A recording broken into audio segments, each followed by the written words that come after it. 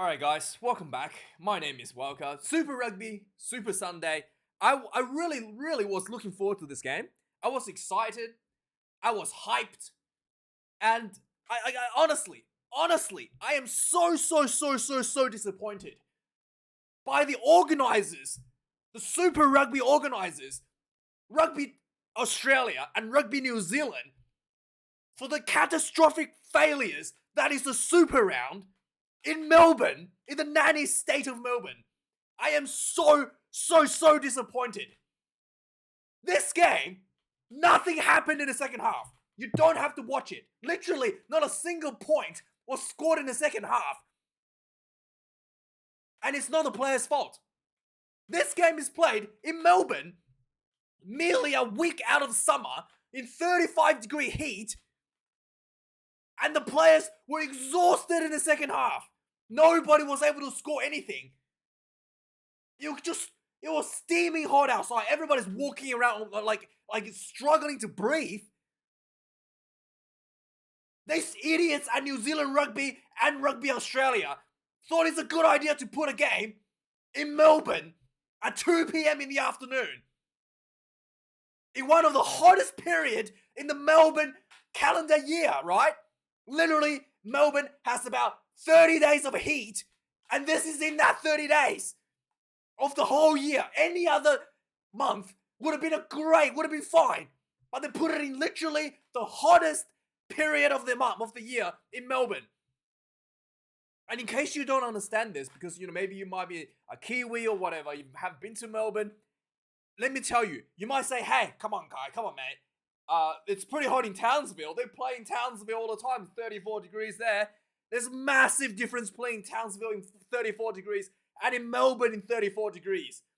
The Melbourne is humid.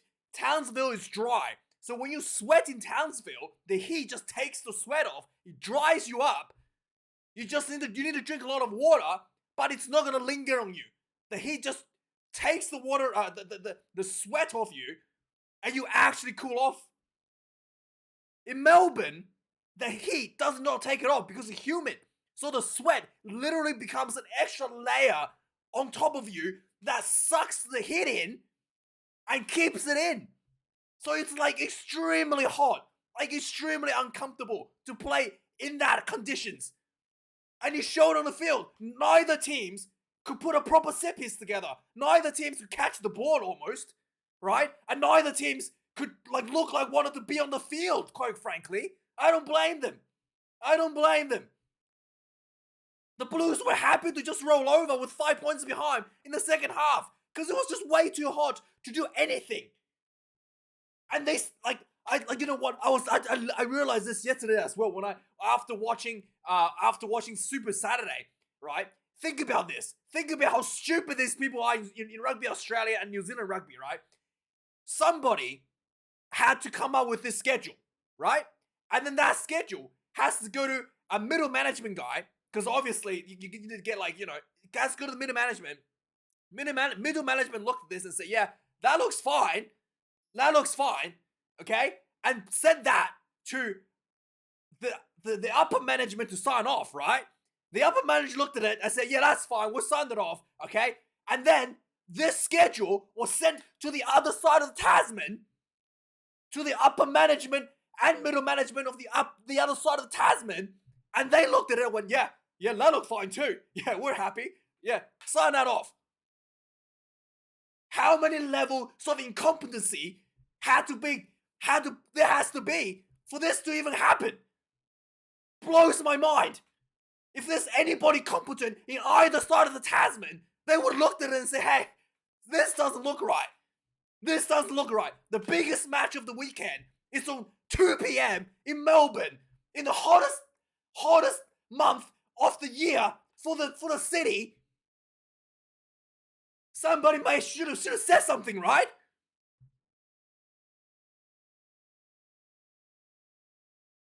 New Zealand Rugby, Australian Rugby, I don't know how many people they pay. Please, shit the money back. Please. Unbelievable. Just unbelievable. I'm so disappointed in this game. Because I got 40 minutes of rugby.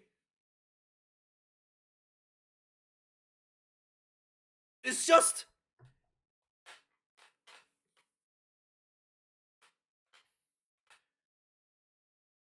Anyway, let's go to some of the act. Let's just review the first half, right? The first half was actually quite good. Before both teams were completely burnt out by the heat, the first half was quite good, right? The Blues was a little bit more sloppy, to be honest, than last week. And I don't know, maybe the heat's already affecting them, but Blues a little bit sloppy. I'm going to commend the Brumbies. Stephen Larkham really turned the Brumbies around from last year. You know, last year the Brumbies couldn't score more try, even when the life depends on it, right? Just penalty milkers. Let's just try to win the game with 3 points. Chip it away, guys. Chip it away. But this week against the Blues, the Brumbies showed superior set piece. Okay, how many more tries did they get? 2.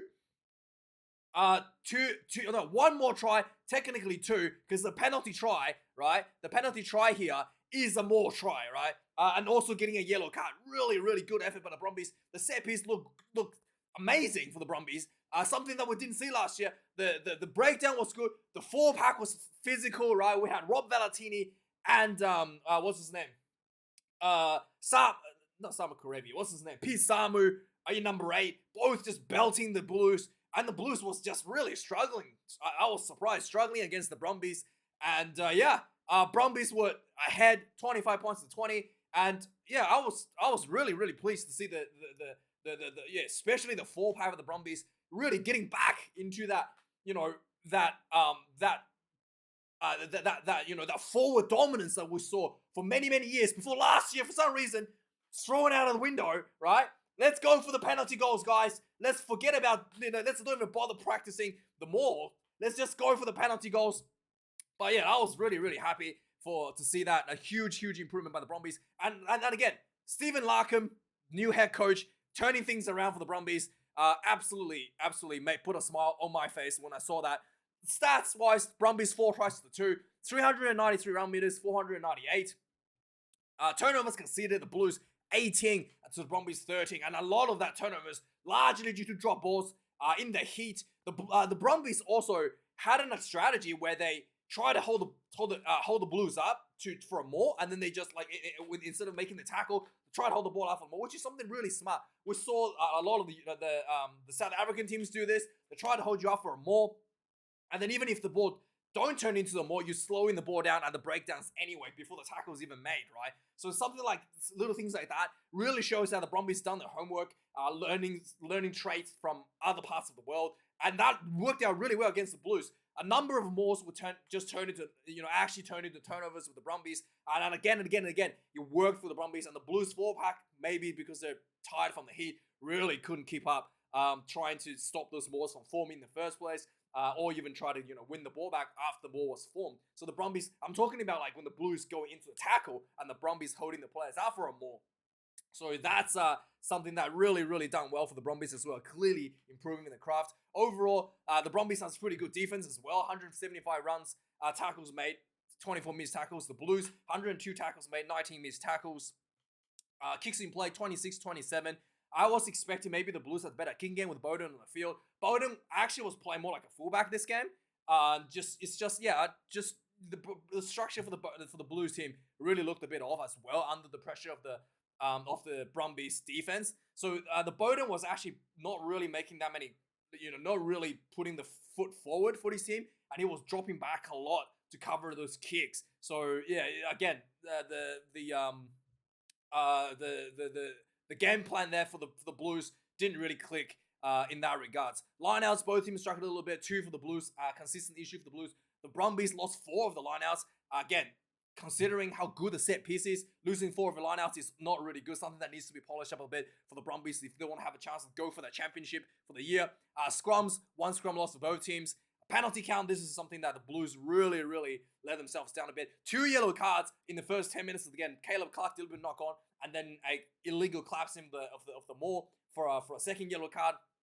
To be fair, the Blues looked really good during that period where they had 13 players. They actually scored a try. Something that I thought was, really... I thought that for sure they were just going to kick 3 points and try to keep the clock ticking down and try to keep themselves afloat. But the Blues were not. We don't care if we're down 2 players. We're gonna run at you, which is actually quite smart, right? If you think about it, if you have the ball, if you attack it inside the opposition 22, they can't score, right? But if you kick 3 points, suddenly you're back in your own side of the field. You're under pressure to concede 7 points in return. So that was actually quite smart for the Blues in hindsight, and obviously with the confidence and with the polish, they were able to execute that to turn that into a try. Quite good effort from the Blues there. So, it's like you're up against the ropes. You might as well counter-punching instead of trying to just covering up continuously, right? So 17 points to 9. 17 penalties conceded to 9 against the Blues. Way too much in the second half as well for the Blues. Just really, not quite the standards that you're kind of expecting out of Leon McDonald's team. 17 penalties conceded. So the point summary, so yeah, obviously, like I said, right from the get-go, Caleb Clark gets a yellow card, and then the Brumbies takes the ball to the line, goes for the maul, and immediately it looked good. And the Blues was not able to have that, just like the maul was just like running forward. And then the Blues had to illegally collapse it. Ben O'Keefe looked at it, but yeah, that is way too cynical. Second yellow card under 10 minutes and a penalty try for the Brumbies. And then the Blues, like I said, with the play in the bin, right, instead of going for 3 points or giving the opportunity, they went for the try. And again, so there was multiple opportunities before the first try the Blues were scored. They could have taken three. Nope, we'll just keep going. And the 12 minutes in, the Blues gets themselves in for their first try. I actually written down here, this is an ego trip for the Blues. Maybe they're gonna concede more points. They're gonna miss the opportunity. But hey, it turns out the Blues just put a lot of pressure on the Brumbies and then just get the ball out, create a bit of space, work the ball to the short side, and just a bunch of quick pick and goes. And Riccitelli goes in for the first try for the Blues. And I was like, wow, the Brumbies looked like they were napping a little bit. In fact, they had the player advantage, 2-player advantage, and they're still conceding a try during that period, which is really bad. But then again, the Brumbies were able to get themselves back in the front foot again. Obviously the numbers, the numbers advantage is there. So they again had a penalty, goes for a maul. The maul didn't go through this time. The ball comes out, quick hands to the wing, just as easy as that. Everybody gets a touch on the ball, all the way out to Muirhead, runs in, too much gap, too much space, goes in for the Brumbies' second try, 17 minutes into the game. After that, the Blues did opt to kick for a penalty goal before they returned to full team. And then on the 29th minute, the Blues strikes back before the Brumbies they to catch up to level the score essentially. There was basically a bunch of missed tackles from the Blues. From the Brumbies. The Blues was just like inside their own half, passing the ball, and then the Robinson, the number 6, just finds himself in the gap, goes through. I think like 3 people just basically missed him, like completely missed him. Didn't even make the tackle, and he runs through. And surprisingly, he had Tom Wright covering him. He was so fast, right? Robinson, the number 6. I'm pretty sure he plays number 6, right? Yeah, Tom Robinson, number 6.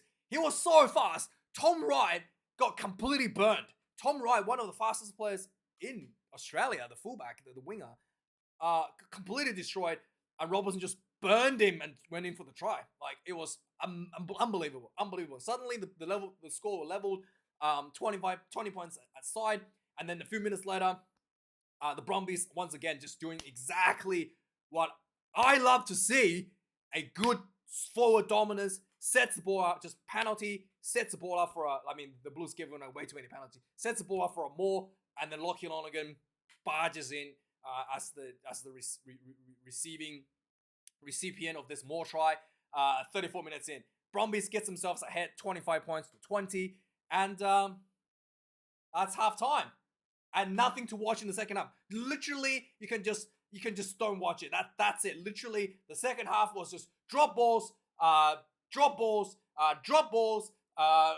don't know what else happened. Drop balls. Players were just like gasping for air. It was horrendous. It was horrendous. Some people needs to be fired for this. Like, this is unbelievable. It's just gross incompetence at the highest level in both Rugby Australia and New Zealand Rugby. I don't know what else to say. I'm utterly disappointed. Anyway, I might do a review for the Reds game. I don't know. See you later, guys. Thanks for watching.